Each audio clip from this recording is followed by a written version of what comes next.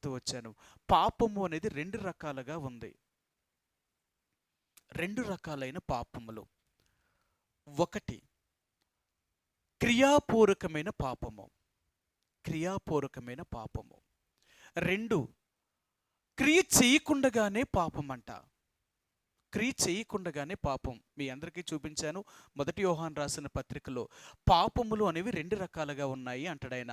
ఒకటి ఆయన ఏమంటాడంటే, ఆయన మరణకరమైన పాపము కలదు, మరణకరము కాని పాపము కలదు అంటాడు ఆయన.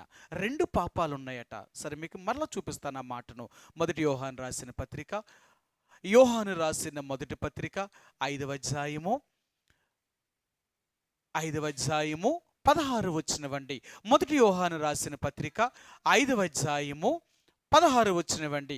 తన సహోదరుడు మరణకరము కాని పాపము